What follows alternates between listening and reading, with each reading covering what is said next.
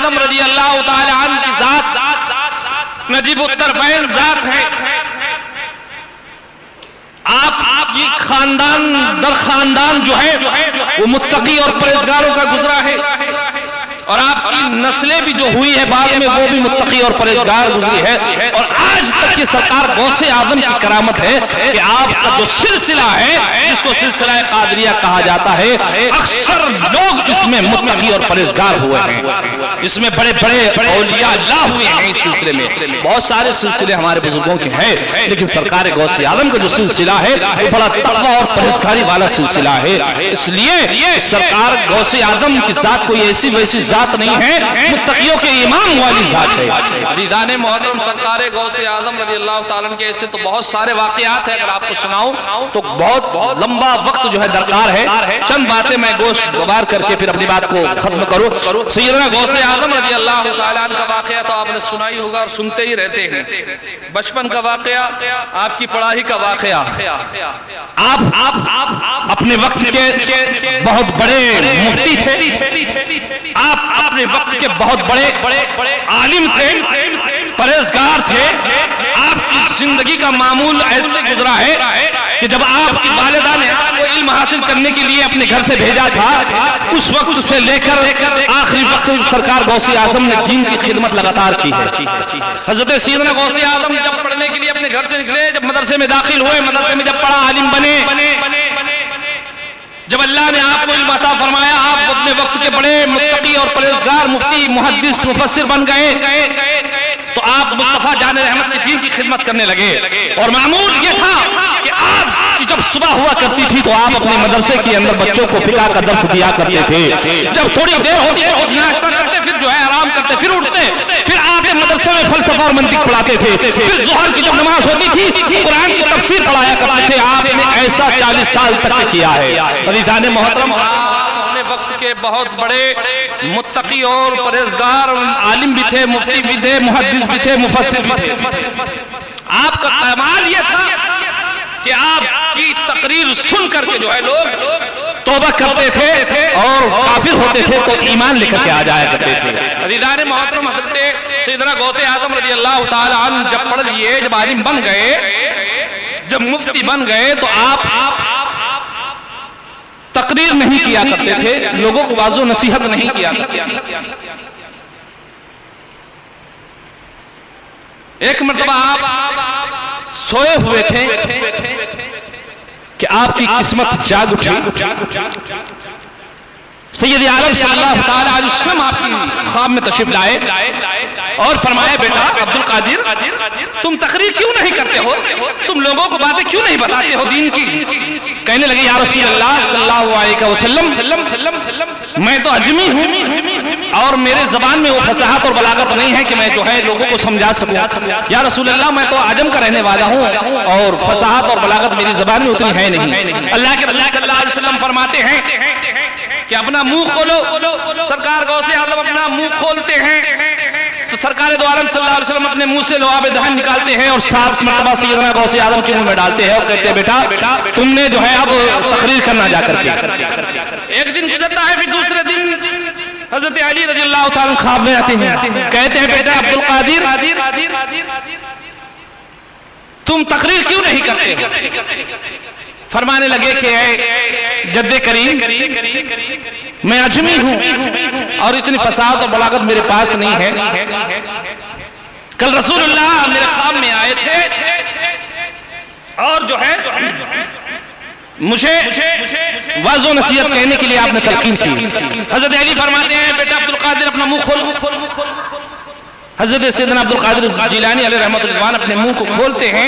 हजरत अली जो है अपनी लोहाबे दहन को निकालते हैं और 6 मरतबा आपके मुंह में डालते हैं। सरकार गौसे आज़म फरमाते हैं कि ऐसे सैयदना अली मुर्तज़ा करमुल्लाह वजहुल करीम, कल ख्वाब में रसूलुल्लाह आए थे तो उन्होंने 7 मरतबा मेरे मुंह में लोहाबे दहन डाला था, आपने जो है 6 मरतबा क्यों डाला।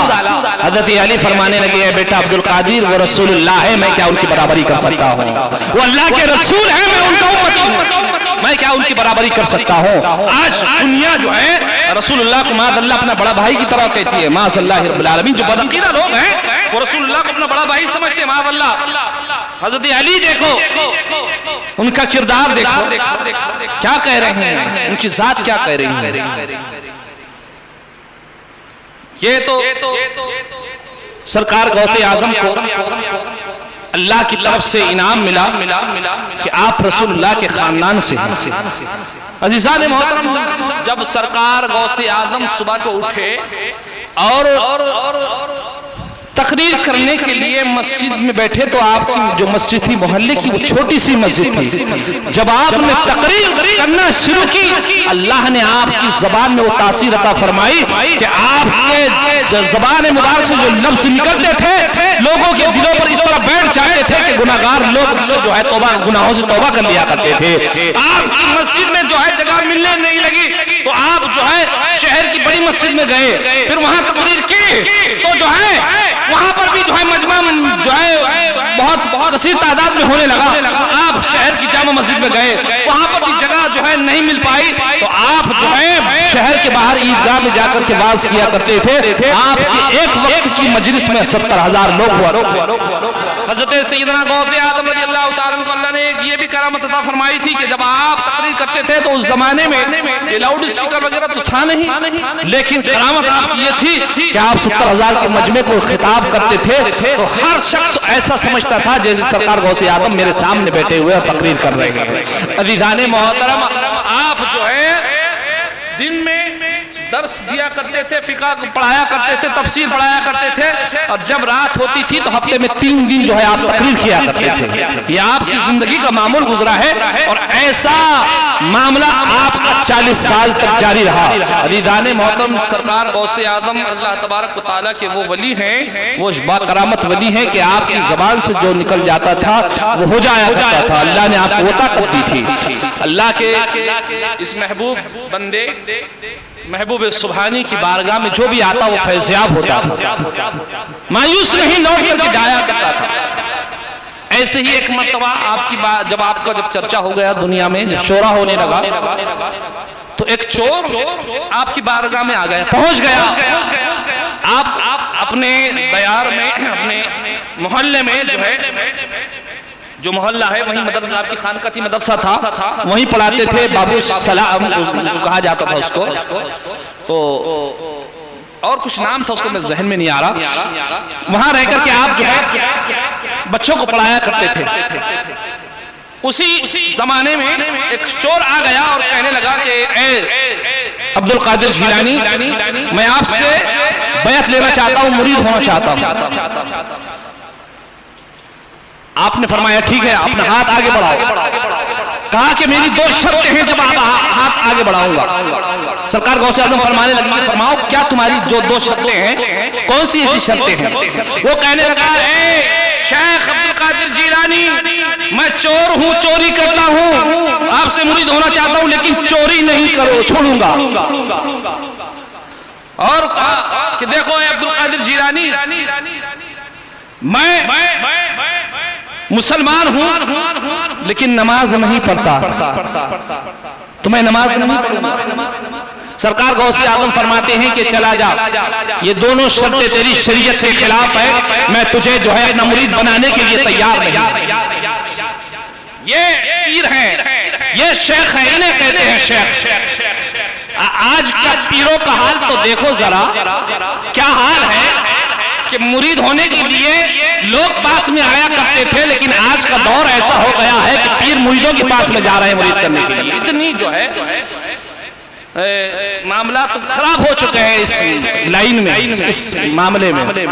खैर उनका मामला उनके साथ, हम तो सरकार गौसे आज़म के मानने वाले हैं, उन्हीं के सिलसिले से वाबस्ता है, और अल्हम्दुलिल्लाह जो सरकार गौसे आज़म के सिलसिले की वाबस्तगी है उसमें अल्लाह ने हमें कामयाब रखा है।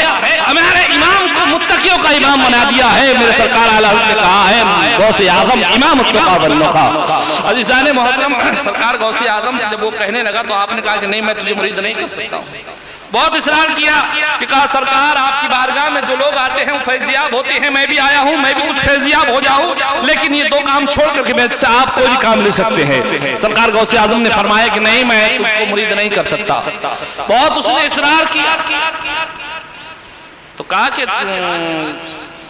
ठीक है, अगर तुम मुझसे मुरीद ही होना चाहते हो तो मेरी भी एक शर्त तुम्हें मानना पड़ेगी। वो कहने लगा कि आपकी अगर 100 भी शर्तें हो तो मुझे मंजूर है, ये 2 शर्तें छोड़ करके। सरकार गौसे आजम ने कहा कि ठीक है, आप आगे बढ़ और मेरी शर्त सुन ले कि तू मेरा मुरीद होना चाहता है तो मैं तुझे मुरीद कर लेता हूं, लेकिन तुझे एक काम करना होगा कि जब भी अजान का वक्त हो उस वक्त तुझे जो है अजान देनी होगी। उसने कहा कि शर्त मंजूर, आप मुरीद कर लीजिए।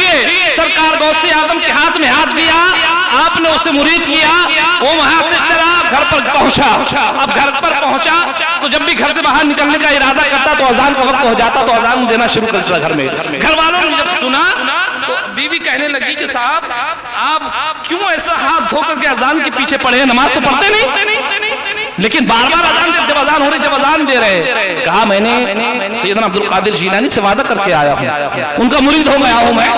उन्होंने मुझसे शर्त लगाई कि जब भी जो है अजान हो तुझे अजान पढ़ना पड़ेगी, चाहे तू कहीं पर भी हो, घर में हो, बाहर हो, दरिया में हो, सहरा में हो, कहीं पर भी हो, तुझे अजान पढ़नी होगी। उसने कहा कि ठीक है, मुझे मंजूर है ये, और मैंने मंजूर शर्त कर ली और मुझे अजान पढ़ना हर वक्त होती है। तो ऐसा करते करते 4 या 8 रोज का वक्त गुजर गया। उसके घर में फाका हो गया। उसकी बीवी कहने लगी कि आप घर से बाहर तो निकलो, कुछ खाने के लिए कुछ सामान तो लेकर के आओ। वो सोचने लगा कि दिन के वक्त में निकलता हूँ चोरी के लिए तो ज़ोहर का वक्त हो जाता है, असर का वक्त हो जाता है, मगरिब हो जाती है, ईशा हो जाती है, क्या करूँ। रात में सोच रहा था कि कैसे करूँ। समझ में आया कि अब जो है ईशा अजान दे करके मैं जो है चोरी करने के इरादे से अब चलता हूँ। अजीज़ान मोहतरम, वो चोर जो है रात कुछ ढल गई, आधी रात हो गई, तो बाहर निकला और एक महल के करीब में पहुंचता है। महल के पीछे से रस्सी लगा कर चढ़ जाता है और जो है उस महल का खजाना लूटने लगता है। लूटते उसे जो है काफी वक्त हो गया। जब वो वहां से निकलने लगा चोरी करके, जब चोरी करके निकलने लगा तो फज्र का वक्त हो गया। जैसे ही वो महल से सहन में आया, महल के खजाने के पास से सहन में आया, अजान की आवाज सुनाई देने लगी। फौरन जो है वो चोरी वाली पुटली रख दिया उसने और जो है अजान पढ़ने लगा। वो घर के सारे लोग उठ गए, उस महल के सारे लोग उठ गए। जो उस महल का बादशाह था, जो भी उसका राजा था, वो उठ गया। उठने के बाद उन्होंने देखा कि ये कौन शख्स है जो हमारे घर में आकर के अजान पढ़ रहा है। तो अजान उसने पढ़ना शुरू की, सारा घर उठ गया, लोग आ गए और पीछे हाथ बांध करके खड़े हो गए। जब लोग खड़े हो गए और उसने अजान खत्म की तो लोगों ने कहा कि हुजूर आप कैसे तशरीफ लेकर के आए। तो कहने लगा कि मैं कोई हुजूर वगैरह नहीं हूं, मैं तो चोर हूं।